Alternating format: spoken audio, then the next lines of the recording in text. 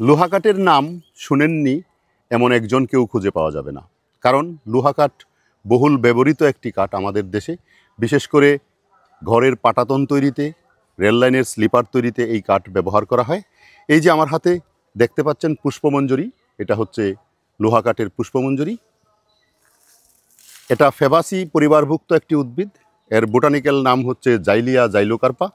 বিশেষ করে এটা বেশ বড় বৃক্ষ হয়। এই উদ্ভিদটির যে ফুল ফুটে, এই ফুলটার সুগন্ধ এত ভালো লাগা একটা সুগন্ধ, আপনাদেরকে এটা বলে বোঝানো যাবে না।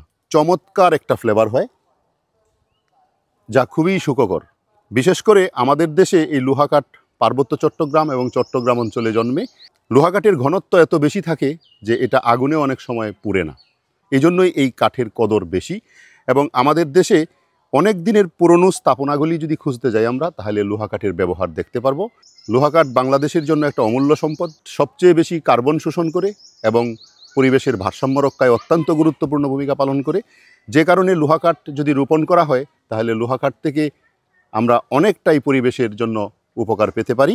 এবং আপনারা চাইলে রোপণ করতে পারেন, লোহা কাঠ রোপণ করে লোহা কাঠের বাগান তৈরি করতে পারেন।